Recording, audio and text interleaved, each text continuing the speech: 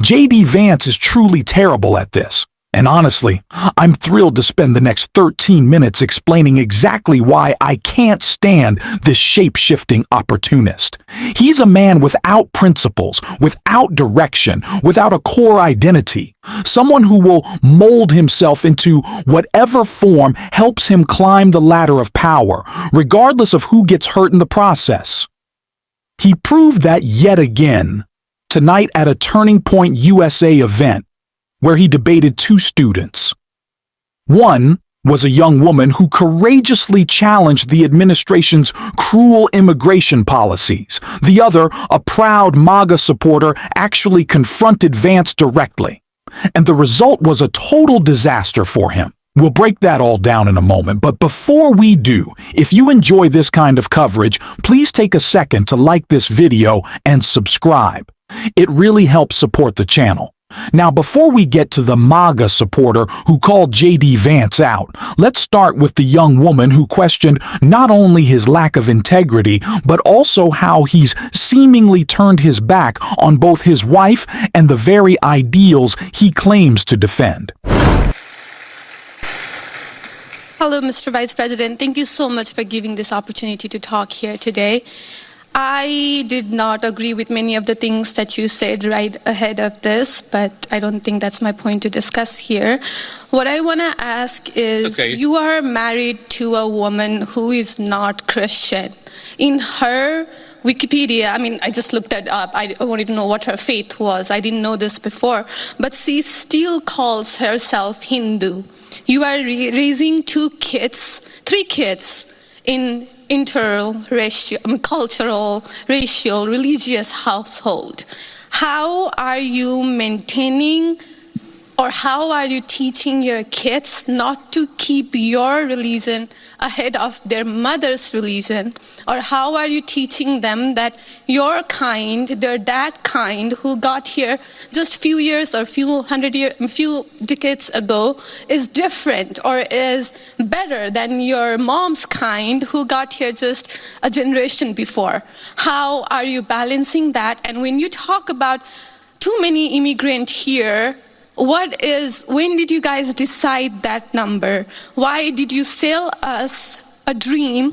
You made us spend our youth, our wealth in this country and gave us a dream. You don't owe us anything. We have worked hard for it. Then how can you as a vice president stand there and say that we have too many of them now and we are going to take them out to people who are here rightfully so by paying the money that you guys asked us?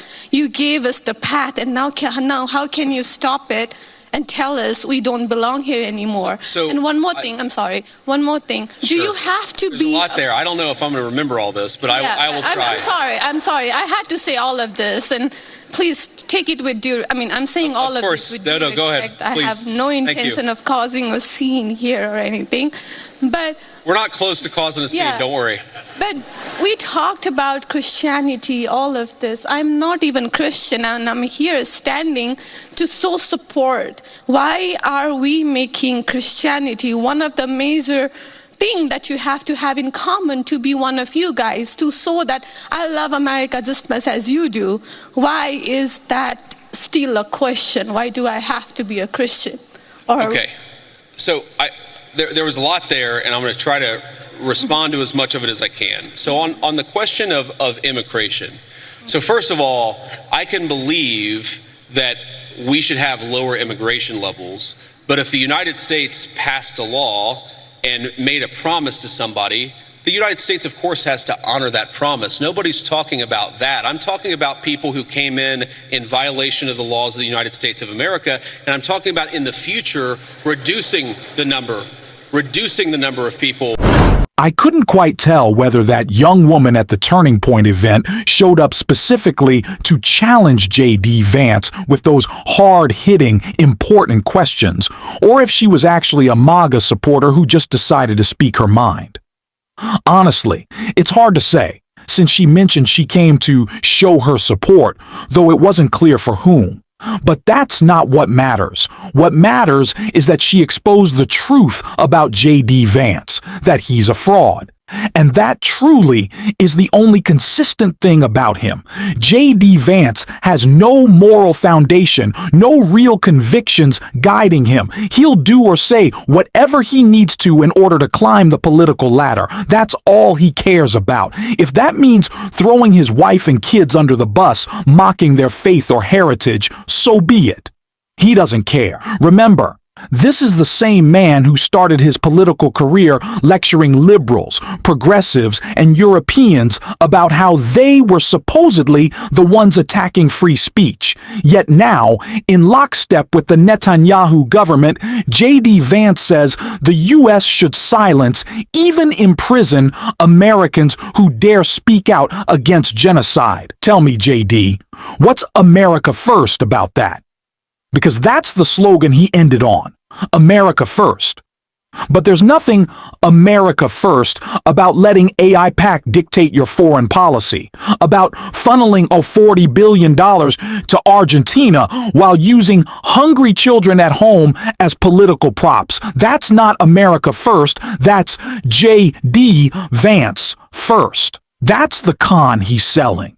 And to be fair, even MAGA supporters are starting to catch on. If you want a perfect example, just listen to this question an 18-year-old MAGA supporter asked J.D. Vance about the ongoing military and ICE raids in blue cities. I just want to say I am a huge supporter of the Trump administration. I was 3 months too late to vote for you guys, but if I could have, I would have. So I'm a huge supporter of you guys before I make my argument, but there is something you guys are doing that is kind of disturbing me a little bit. Okay, go ahead. Thank you.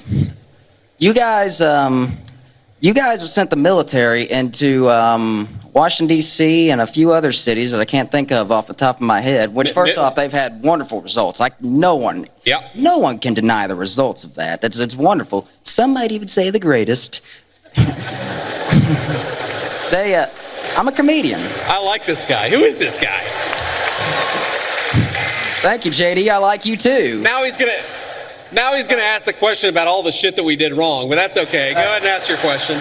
But yeah, I'm just wondering, well, it's not necessarily something you did wrong, but it's what could someone else do wrong? Let's say we get a complete tyrant in office, and let's say Turning Point USA is having a huge protest against something really bad that we don't like, and let's say he's a president is saying that it's getting violent. How can we? I'm trying to think. My mind's kind of blank. What is the difference between what you're doing and how could we prevent someone from abusing that power? Yeah. So look, I understand where the question is coming from, and I think it's a fair question. And it's going to sound like I'm being sarcastic, and it really is not meant in any offense. But when you talk about what could another administration do, to take a wild, hypothetical example totally off the top of my head, what if Joe Biden sent the Federal Bureau of Investigation to start arresting his political opponents? Okay? So here's something that I want every conservative to remember. It's an important part of my entire political philosophy is we cannot be afraid to do something because the left might do it in the future. The left is already going to do it regardless of whether we do it. That is the takeaway of the last 40 years.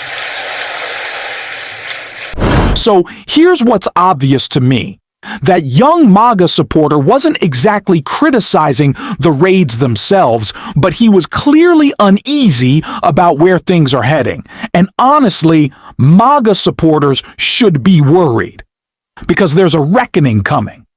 And yes, I'm calling it that. Vengeance. If you're part of ICE and you violated the law or abused your power, then yes, you should be held accountable. These are the same people who, statistically, have some of the highest rates of domestic abuse among federal agencies. So great. Let's take a few more bullies off the streets.